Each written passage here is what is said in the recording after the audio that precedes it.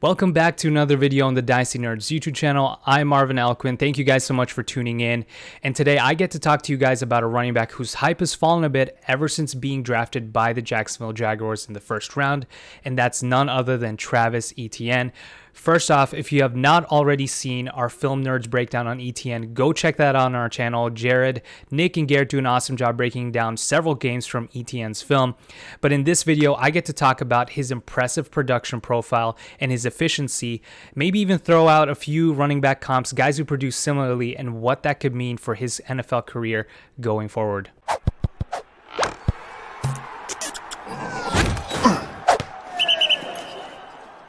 All right, let's dive right into it here with Travis Etienne, Jacksonville Jaguars running back, was drafted with a 25th overall pick, 5'10", 215 pounds, gained about 15 pounds after his 2020 season leading up to the combine and his NFL career, had a 4.50 adjusted 40 time. If we adjust that to his weight as well, that's actually pretty impressive. That's in the 80th percentile with a 104.9 speed score according to Player Profiler, so it's good to see he checks that box right there.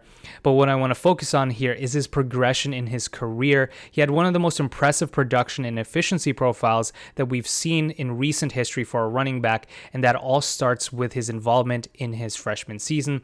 He was an immediate contributor with a breakout age of about 18.6, always a good sign when a running back produces immediately. However, we know he was not the lead running back to start his career. It was actually Kelly Bryant, the quarterback, who led that team in rushing attempts with 192. Etienne wasn't that far behind. He was second in total touches among running backs on that team with 112.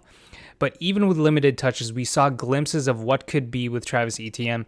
He only had 3 games where he finished with double-digit touches, so he clearly wasn't the lead running back. But he also had 6 games accounting for 50% of the team's rushing production, so that's yards and touchdowns. So even though he didn't receive many touches, double-digit touches, he was still efficient and was able to produce on those limited opportunities. Now keep in mind, this was before Trevor Lawrence joined the team.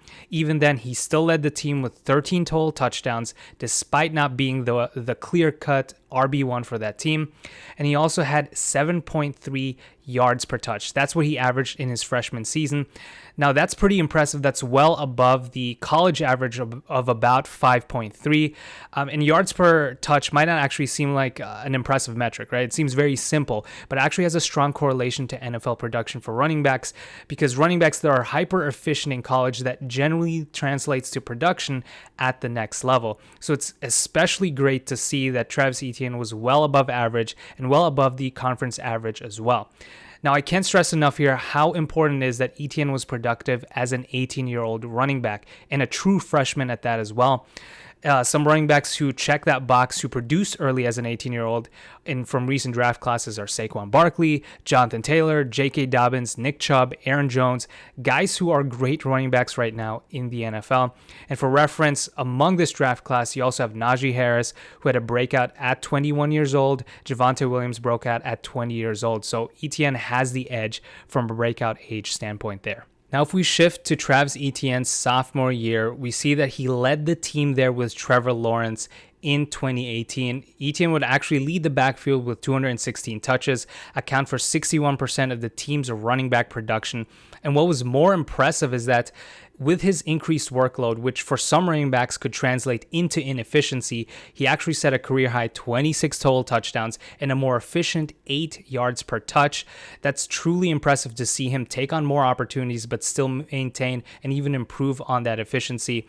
But the one concerning question that came out of that season was whether he could actually be more involved in the receiving game. We saw him struggle with some drops on limited targets, didn't have a lot of receiving yards and receptions at that point in his career. So the question was, could he be more of a receiver in that backfield? Well, he took on that challenge and gave us one of the best running back seasons in 2019 in his junior year. He had 2,046 scrimmage yards in his junior year, 72% of the running back production for that team. And more importantly, he had 37 receptions and 432 receiving yards. That's about 10% of the team's receiving yards market share, showing that he was a key piece, not just in the rushing game, but in the receiving game as well, answering some of those questions that we had the year before.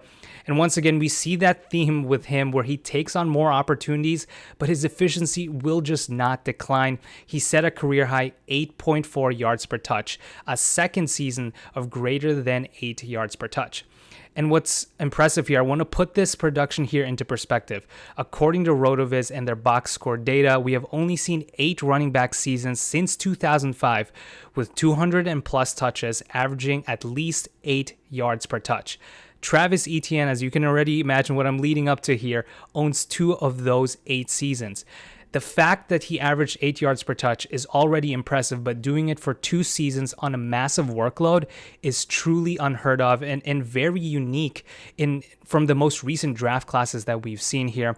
So this is truly impressive what he's done so far, just showing that despite the increased workload, he was one of the most efficient running backs in the country for 2 years straight. And finally, let's take a look at Travis Etienne's senior year, where he disappointed after setting the bar so high. It seemed like there was nowhere to go but down for him. He had to eventually regress to the mean from an efficiency standpoint, and sure enough, he did in 2020. But what I want to show you guys is that while it was a slight down year for Travis Etienne, it was still a great year and would have been a career year for most running backs. It just wasn't a career year for him because he set the bar so high in 2018 and 2019. But in 12 games, despite the drop-off in yards per carry, he still had over 1,500 yards and 16 touchdowns. And remember the concerns that we had regarding his receiving work and whether he could be more involved there. Well, he absolutely crushed it as a receiver out of this backfield last year. He had a career-high 12.3 yards per reception, 48 receptions, and 588 receiving yards. That is about 14% of the team's receiving production last year, which is extremely impressive for a running back. And he also still averaged 6.9 yards per touch. That's well above the college average of about 5.3 and well above both Najee Harris's 2019 and 2020 season. So that puts into perspective here that while it was a down year for Travis Etienne, it was still a great year for him. And more importantly, we saw a substantial improvement in his receiving work and efficiency, which bodes well for his upcoming role here with the Jacksonville Jaguars. And so if we take a look at his career in total, Travis Etienne had one of the most productive and most efficient running back careers that we have seen in recent history. Since 2010, we have actually only seen 4 running backs to produce a career with at least a 25% dominator rating, 5,000 scrimmage yards, and 7 yards per touch. Those 4 running backs are Dalvin Cook, Christian McCaffrey, Melvin Gordon, and Travis Etienne. That's elite company and elite efficiency for the rookie running back. And so when you combine his production and efficiency in draft capital, Etienne for me grades in the 94th percentile since 2015 in my running back model. He's surrounded by players like CMC, Derrick Henry, DeAndre Swift, and Jonathan Taylor. Great fantasy running backs and great running backs for the NFL. And sure, Travis Etienne's landing spot is not perfect. It's not as great as Najee Harris, who has the whole backfield to himself in Pittsburgh.